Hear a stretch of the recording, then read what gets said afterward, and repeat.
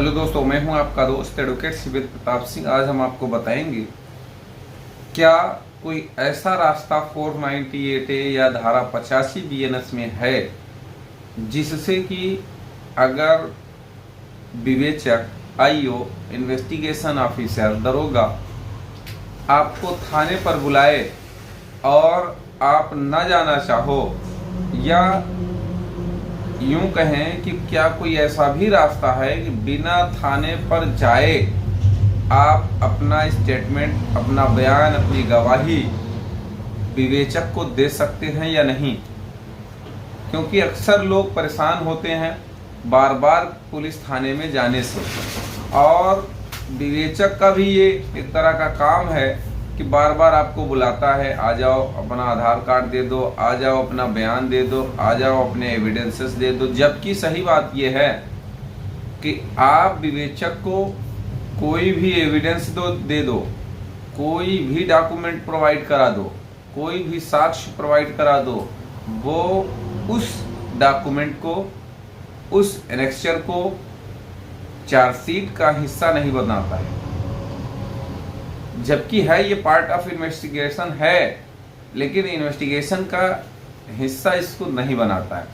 हालांकि आप अपने बेगुनाही को साबित करने के लिए, या मुकदमे को झूठा साबित करने के लिए, या वास्तव में मुकदमा झूठा है, इस सब चीज़ों का आपके पास प्रमाण है और आपने दरोगा को दिया भी है।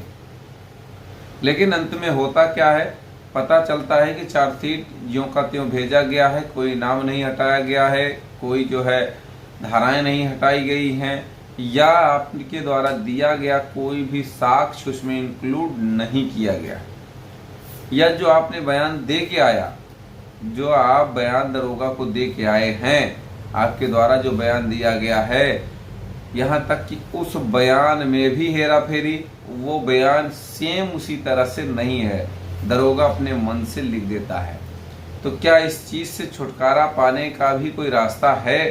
तो आपको बता दें कि आपके पास जो एविडेंस है उनको देना है, या अपना साक्ष्य प्रस्तुत करना है, अपना बयान देना है, तो आप अपना बयान एक रिटेन स्टेटमेंट तैयार कर लो, लिखित में तैयार कर लो, और उस स्टेटमेंट को, अपने उस बयान को एक चाहो तो एफिडेविट कराते हुए लिख दो, लिखवा लो, या बिना एफिडेविट के अपना बयान विवेचक को कभी मत देना, सीधे वरिष्ठ अधिकारियों के थ्रू, जैसे अगर कमिश्नरेट है आपका डिस्ट्रिक्ट तो पुलिस कमिश्नर के थ्रू भिजवाओ, बाई पोस्ट, स्पीड पोस्ट, उससे भी मैं फ़ायदा उसका भी बताने वाला हूँ। स्पीड पोस्ट अगर एसएसपी है तो एसएसपी को दीजिए आप, एसएसपी इंडोज करके भेज देगा, विवेचक के पास चला जाएगा, एक प्रॉपर चैनल से हो जाएगा।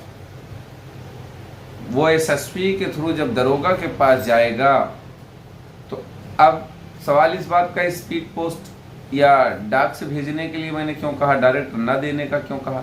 देखिए, जब स्पीड पोस्ट करेंगे तो आपको डाक की पर्ची मिलेगी, स्लिप मिलेगी, और वो स्लिप आपके काम तब तक आएगी जब तक आपका मुकदमा चलेगा। अगर आपके चार्जशीट में उन सब चीज़ों का, उन एप्लीकेशंस का अगर हवाला नहीं दिया गया, जिक्र नहीं किया गया, उसके हिसाब से चार्जशीट नहीं लगाई गई, तो जब आप चार्जशीट क्वेश्चनिंग में जाएंगे कि साहब हमने ये अपने बचाव में एप्लीकेशन दिया था, हमने ये बयान दिया था, लेकिन दरोगा मेरा बयान नहीं नोट किया, अपनी मर्जी से ही उसने बयान लिखा है, उसका ये रहा एविडेंस, ये हमने इस तारीख को दिया, ये डाक की रसीद रही, सारा चीज़ जब आप एनेक्चर के तौर पे लगा देंगे हाई कोर्ट में, तो आपको बता दें आपकी एफआईआर, आपकी चार्जशीट 90% चांस ये मान के चलिए कि वो क्वैश हो जाएगी, आपको ट्रायल फेस करने की ज़रूरत नहीं पड़ेगी। अब यहाँ कुछ लोग ये कहते हैं कि भाई जाना तो पड़ेगा। देखिए, एक बार गए, दो बार गए, आप क्या दरोगा के पास बार बार जाओगे? विवेचक के पास?